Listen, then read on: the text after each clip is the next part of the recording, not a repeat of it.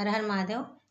क्या आप चाहते हैं कि आपके जीवन से सभी दुख और परेशानियां समाप्त हो जाएं, आपके जो भी रुके और अटके कार्य हैं वो पूर्ण हो जाएं और आपकी जो भी मनोकामना है वो भी पूरी हो जाए, यानी कि आपको हर कार्य में सफलता मिले।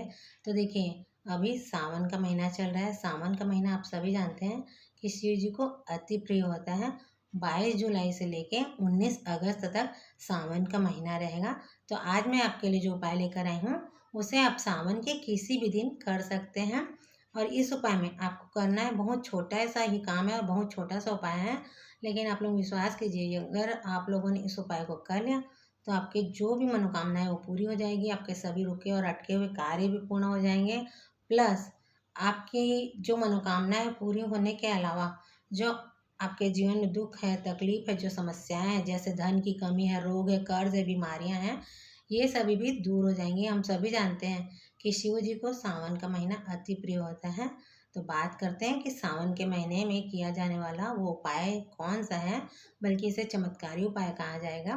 तो चलिए जानते हैं। देखिए, इसके लिए आपको करना ये है कि आपको ये जो उपाय है ये है सावन में जिस भी दिन बरसात हो उस दिन आप लोग इस उपाय को कर लीजिए। तो करना कैसे है, देखिए, यदि आपको सुबह इस उपाय को करना है तो यदि रात को पानी गिर रहा है तो रात के समय भी आप लोग इस पानी को इकट्ठा कर सकते हैं। और अगर शाम के समय करना है तो जो सुबह बरसात होती है उसका पानी आप इकट्ठा कर सकते हैं। लेकिन ऐसा नहीं करना है कि आप 3-4 दिन पुराना इकट्ठा किया हुआ बारिश का जल लेकर शिव जी के मंदिर जा रहे हैं, तो ये गलती आपको नहीं करनी है। इसके लिए देखें, आपको करना यह है कि जिस दिन भी बरसात हो तो उस दिन आपको अपने घर के आंगन में या फिर अपने घर की छत में एक पात्र रख देना है। उस पात्र में बारिश के जल को इकट्ठा करना है। इकट्ठा करने के बाद वो जल कम से कम इतना होना चाहिए, कम से कम आपका जो एक तांबे का लोटा है वो पूरा भर जाए। ठीक है। और ये चीज़ आप लोग ध्यान रखिएगा कि इस बारिश के जल में आपको अपने घर का कोई जल नहीं मिलाना है या फिर किसी भी प्रकार का कुछ भी चीज़ नहीं मिलाना है, सिर्फ बारिश का ही जल होना चाहिए। इसे आप एक तांबे के लोटे में डाल लें। डालने के बाद देखिए, आपको अपने साथ एक चावल का दाना लेना है।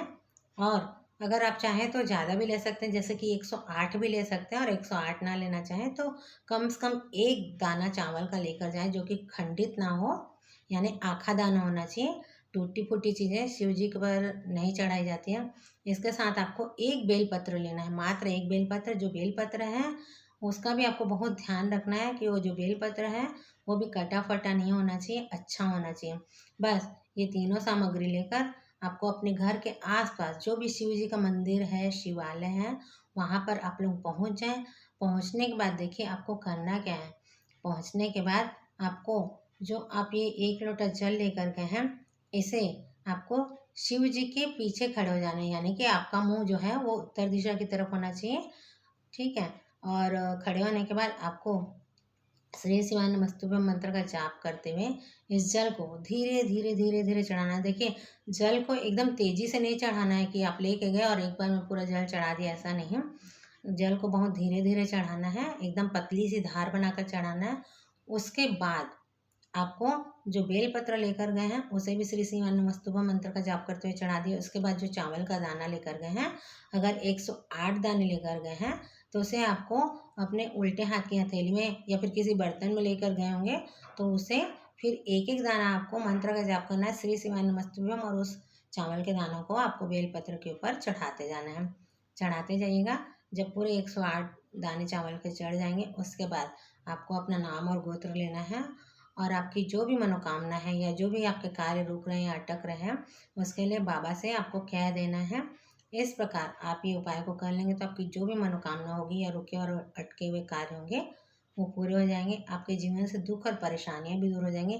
देखिए, कहा जाता है कि यदि हम लोग भगवान से जब मांग कर कोई उपाय करते हैं, यानी अपनी मनोकामना पूर्ति के लिए जो उपाय करते हैं, तो जितना हम मांगते हैं भगवान हमें उतना ही देते हैं। लेकिन यदि हम बिना किसी इच्छा से सिर्फ भगवान को खुश करने के लिए किसी उपाय को करते हैं तो भगवान हमें ना जाने क्या क्या दे दें।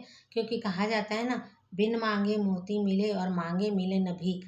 तो इसलिए बिना मांगे, बिना किसी कामना के यदि आप लोग इस उपाय को करेंगे तो आप देखेंगे कि भोलेनाथ जो है वह आपको आपकी सोच से कई गुना अधिक फल देंगे।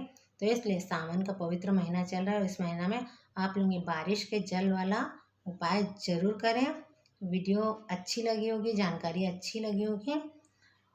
हर हर महादेव।